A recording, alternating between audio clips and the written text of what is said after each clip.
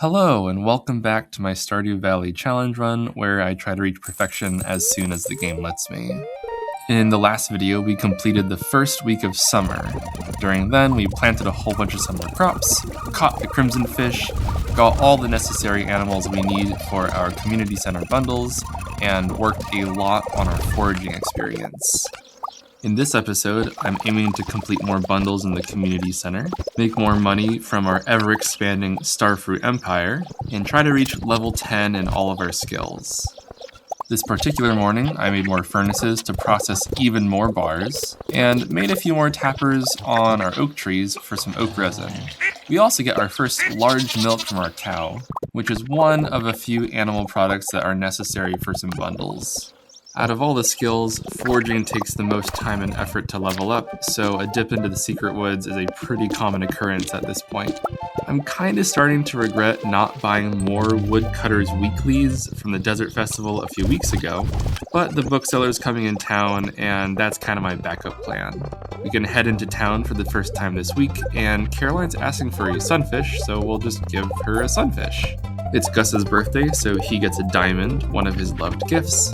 And we can bring that prize ticket over to Mayor Lewis's house and get some more preserves jars. We still have a few errands to run, so let's stop at Clint's to open up a bunch of geodes.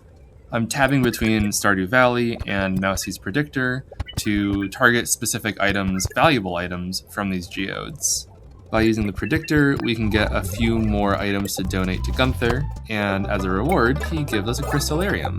Quite nice. We can replicate more jades and trade those in for staircases later this week. In addition to those minerals and artifacts, we also got some items to sell, like those treasure chests, and a book of mysteries, which will increase the rate of mystery boxes. At this point in the day, we're all done with our chores and errands, and I think the best use of our time right now is to go into the mines and farm some dust sprites. They do drop coal, which is very valuable, but the point of this is to complete the Monster Slayer achievement by slaying 500 dust sprites, and a reward for doing that is getting the Burglar's Ring. Oh, also what's kind of amusing is that coffee beans are a fairly rare drop from these dust sprites, and throughout this dust sprite farming montage, I actually get 3 coffee beans. I'm also breaking out the monotony of the icy floors by going down to the lava floors. I'm trying to find some fire quartzes, but I don't get any. With better luck, like better infested floors, we could have gotten this dust sprite slaying achievement much sooner. We're not even done yet today, we only have 426 out of the 500. But I didn't get such luck, and so this has been a long battle to get this Burglar's Ring. Looking into our chest back home, we already had 17 coffee beans, so the 3 that we got tonight aren't that exciting, but it was rare enough to point out.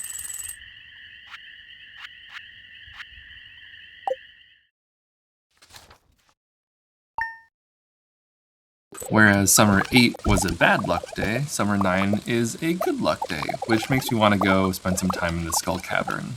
I do want to run some errands before going to the Skull Cavern, and all the shops open at 9, so we can spend a little bit of time on the farm saying hi to the animals before heading into town. Now with all the farm chores done, we can head into town and enter Pierre's at exactly 9 o'clock. I want to get the dehydrator recipe pretty soon, and I wouldn't be able to get it tomorrow because Pierre doesn't open on Wednesdays. I also want to stop at Robin's this morning to build a mill. It's not the most important farm building, but now that we have a fully upgraded coop and barn, we can spend some time on the less important buildings. Finally, we'll get some trades in at the Desert Trader and hop on into the Skull Cavern.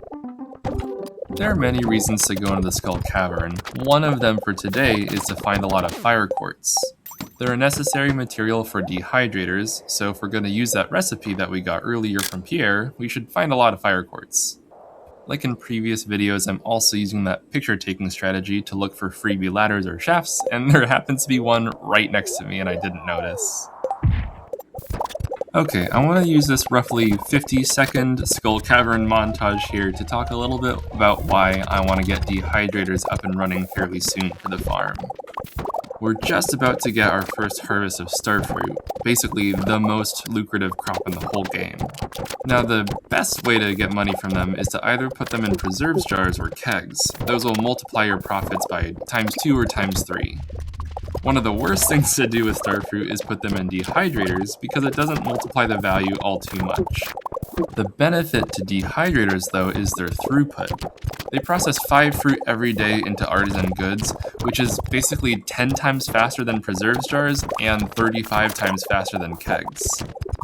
Oh, and as a brief intermission here, we do reach floor 100. This gives us some fall seeds, and that'll actually be pretty useful for the fall foraging bundle. Wow, and on floor 101, another treasure floor, we get some cherry bombs, and we can use those in our continued descent. Okay, dehydrators. The point is that I don't have enough time to use preserves jars or kegs before the bookseller comes, and I really want a whole bunch of money to buy a whole bunch of woodcutters weeklies so that I can finally get my foraging experience up to level 10. Okay, so different topic at hand now. I also wanted to figure out if upgrading the trash can is even worth it in a challenge run like this, and I'm tracking how much money I'm getting from it throughout the days. Today we started with 10,124 gold, and we ended the run with 10,352, so a little bit of subtraction says we made 228 gold from our trash can today. Finally, we got 300 iridium ore from this run, and we're able to process half tonight, and we'll process the other 150 tomorrow morning. Summer 10. In addition to our big starfruit harvest today, we also get one ancient fruit. Usually the best thing to do with your first ancient fruit is to just pop it in a seed maker, and as seed makers are tile and time dependent, I can just restart the day a few times and figure out where and when I can get 3 seeds from the seed maker. We're also short 1 coal, so finally, there it is, and now we can smelt all of our iridium. With all the fire quartz we got from the Skull Cavern yesterday, we can make 14 dehydrators, which will be just the right number to process all of our starfruit within 2 days. The bookseller comes on Friday. Now let's get some milk from our animals to make some farmers' lunches. Doesn't really matter for the starfruit, but it does matter for the melons today and the corn tomorrow. I'm intentionally getting all these starfruit before I harvest those melons because, as you just saw, I got a rank up on my farming skill. And if I harvest all the starfruit first, my farming skill will be high enough where I don't need to do any shenanigans with harvesting those melons. I can just pick them all up and I'll get more than 5 gold star ones. Oh, and the diamond just refreshed. I think let's get a jade in there instead. I want to get a few more staircases rather than those triple shot espressos. I just think diamonds, for some reason, are easier to come by. If you want to know what I meant by shenanigans when harvesting the melons, you can check out my math video. I go into more detail in that one. And moment of truth, again, I believe I'll get more than 5. If I don't, then I'll need to do something else. 6. Great. Okay, cool. And I know, like, the worst thing to do with starfruit is to dehydrate it. But I do need this money very quickly. The bookseller is going to be in town, and I want the money for that. So, dehydrating it is. Alrighty, farm chores done. We can head into town, and Lewis, what do you mean by that? Does this count as harassment?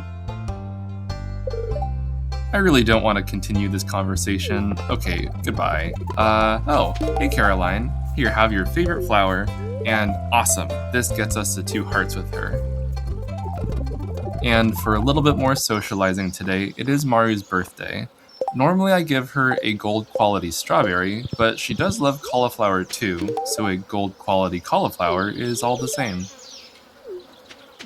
After saying hi to the birthday girl, let's get this sweet pea.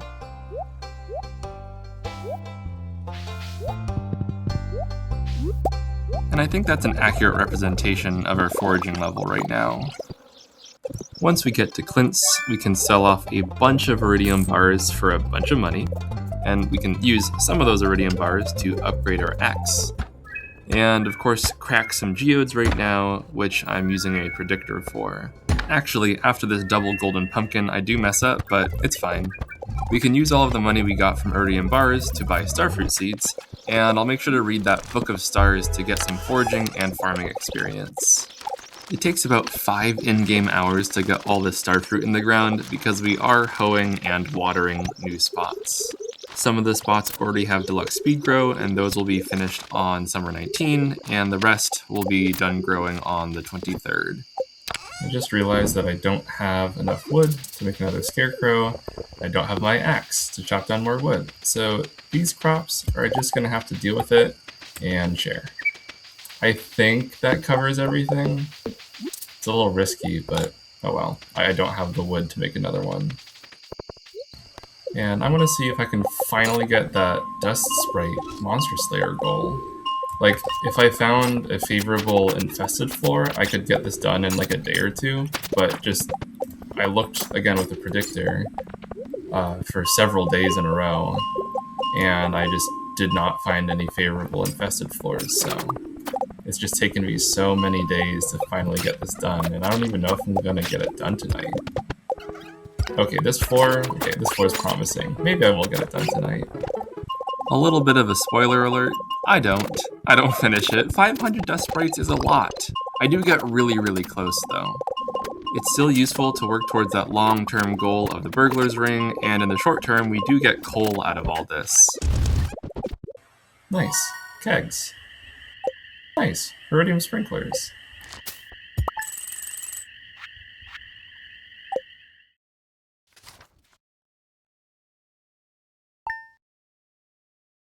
Good morning, hello, it's summer 11, it's the luau, which means that today's actually going to be pretty short.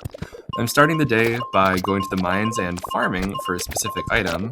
Usually when I'm doing a task that relies on RNG, and that RNG is not in my favor, I'll do that task in the morning so that if it doesn't work out for me, I can just restart the day and do it again. This yam is going to be really useful for the fall crops bundle. Now that all those random numbers are generated, let's go to the desert and get even more starfruit seeds. It's also a Thursday, which means Sandy sells deluxe speed grow, and the desert trader trades for magic rock candy. We have about 4 hours before the luau starts, so let's make sure the farm is in good shape. I would smelt more bars in the furnaces, but we're out of coal, and I would buy coal from Clint, but he's closed for the luau. Speaking of, let's grab a gold star cauliflower for the luau. I always like saving one from spring. And let's harvest all this corn for the quality crops bundle. I harvested all the starfruit first to increase our farming level, but it wasn't really necessary because we come away with plenty of gold star corn. Okay, one quick check on the animals, and alright, we're all set. Now let's warp to the beach. From a perfection perspective, attending the luau is pretty useful. If we bring an ingredient that gives us the best response from the governor, we do get 120 or about half a heart's worth of friendship points. Additionally, we can talk to the villagers in attendance, and that gives us another plus 20 friendship points. So combine that with the 120, that's over half a heart with everybody, well, besides the ones who aren't here. This means the wizard and Krobus are still at 0 hearts. Sandy actually has 2, because we've been giving her gifts every time we go and talk to her, and we haven't met the dwarf yet, the last villager who wasn't attending the luau. Festivals spit you back out at home at 10 p.m., so there isn't that much time for more stuff today. However, we do have a little bit of time, so let's take some stuff to the community center, and we get to complete some bundles. The yam we got, coupled with the corn, completes the fall crops bundle, and we finally complete that quality crops bundle that I made a math video about. Amusingly, we complete the summer crops bundle after the fall crops bundle, and that leaves only 3 more items that we need to complete the pantry. We need a peach, which is currently growing on our peach tree, a duck egg, and then either a large goat's milk or a wool. We might as well go back home and use the preserve jar we just got and put down the bee house we got as well, and it's a little too late to try to use that quality sprinkler.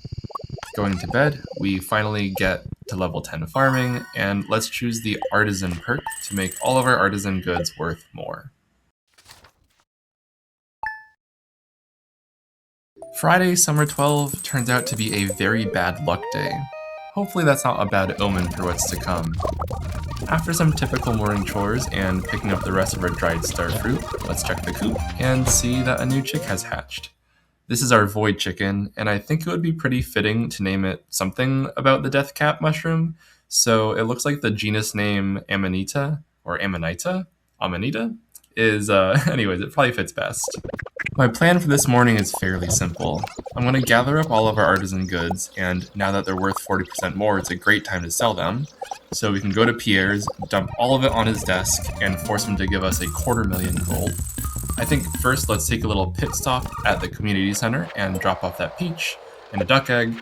Now all we need is either the wool or a large goat's milk, and all that money that we got from Pierre is going to be spent on woodcutters weeklies so we can finally get our foraging up to level 10. Alright Marcelo, this is your lucky break. Let's spend all of our money on woodcutters Wait, we can only get one? I really thought his stock was infinite, but it seems like we can just get one of each kind, except for the price catalog, which is infinite. I really thought today we're going to get foraging level 10, but it seems like we're going to have to pivot. So that was unexpected. All of our work this week, from the fire quarters to the dehydrator recipe to harvesting the starfruit and sticking them in the dehydrators, culminated to this. Oh, a little quick intermission from me wallowing in my despair. We get a trash can upgrade. Anyways, back to foraging. We're only at level 8, so we're gonna have to do a lot of foraging, or basically just chopping trees, to hit level 10. The silver lining here is that we have an obscene amount of gold and not much to spend it on, so we got a lot of coal from Clint's. I'm just buying out every recipe from Robin's and getting a house upgrade. Well, to cope with my foraging mistake, I'm just gonna ignore it and instead celebrate by finally hitting 500 dust sprites in the mines. This way we can finally get the Monster Slayer reward for dust sprites, which is, of course, the Burglar's Ring. We're gonna wear this basically the rest of the run because it's just that good. We haven't talked to Gil yet, so we also get the Insect Head and the Knight's Helmet, which are the rewards for the insects and the Pepper Rex, respectively. Neither is really interesting. I do consider the helmet, but it's just not the right vibe. More coal from Clint means more copper and iron bars, and more of those bars mean our first kegs. It's Friday, which means the traveling cart is in town. The Maki roll could be useful, but our house upgrade is going to give us a kitchen, so we don't really need that, and the eggplant and ghostfish are community center items we already have. And because we're still at foraging level 8, we should still dip into the secret woods for the foraging experience, and scratch that, we're at foraging level 9. Thanks, beach forageables. Those rainbow shells are going to be kind of useful. One's needed for a quest, and we also need to ship at least one, so it's great that we got at least 2. Back at Marcelo's, we can trade in for some hardwood and a monster musk that would have been really useful for farming dust sprites. And I just learned right now that we actually need 2 monster compendiums to trade those in, so oh well. For our last 2 tasks of the day, let's first make the bus stop into our industrial wine plant. All that open space has got to get put to good use. And second, let's head to the mines and try to farm for another dwarf scroll. I don't really like doing these RNG things late at night, like I said earlier, because if I don't get anything, which I really don't, it's kind of just wasted time. So, oh well, we were unlucky with the books, and we're unlucky with the dwarf scroll, just an overall unlucky day.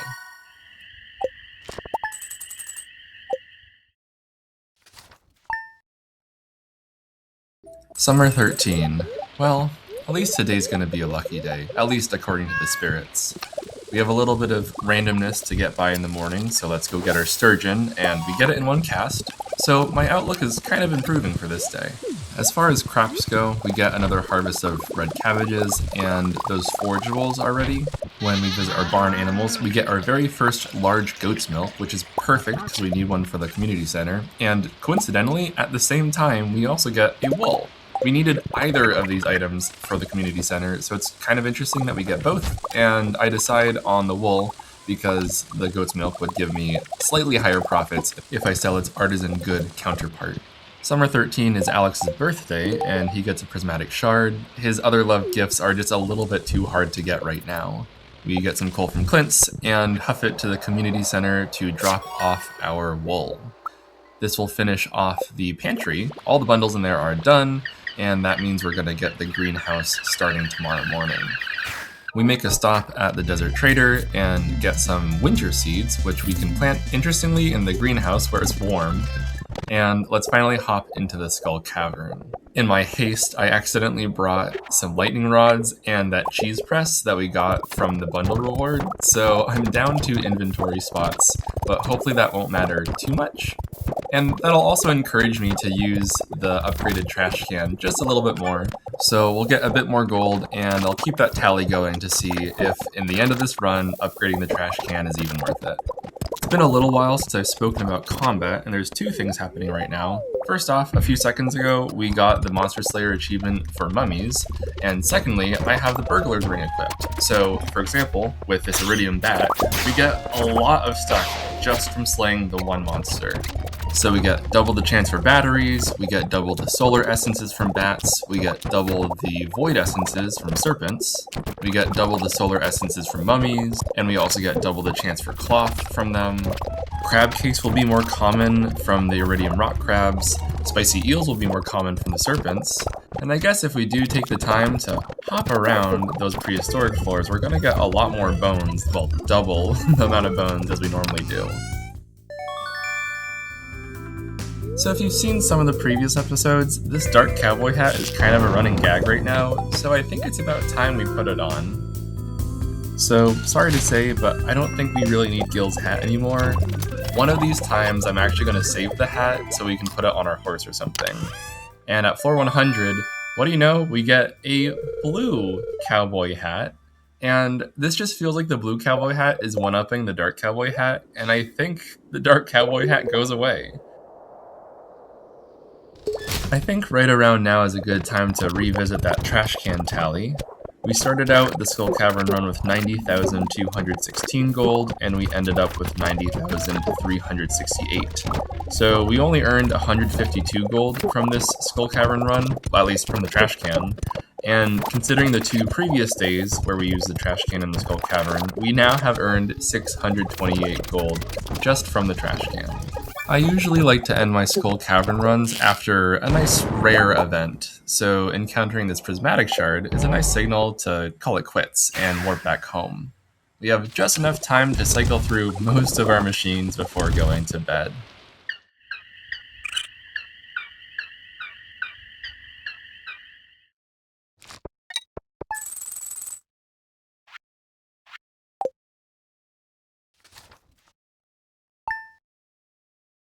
Summer 14 is a Sunday, which means it's the last day of the week and the last day of the video.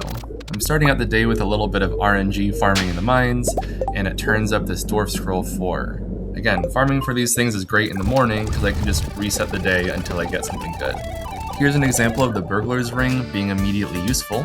We have way more solar essences and void essences, and we can combine those with some iridium bars to get an iridium band. This is a direct upgrade to our glowstone ring. Today, I'm not too worried about min-maxing my time, but I'm still efficient. We do the typical harvesting of crops, harvesting of machines, so those batteries, harvesting of farm animals, and harvesting of the mushroom cave. Real quick, I want to highlight these 6 iridium sprinklers that I'm making because 6 is just the perfect number to cover the greenhouse, so we're going to start planting in there today. At the Desert Trader, we get those staircases that I was talking about, traded for jades from our crystallariums.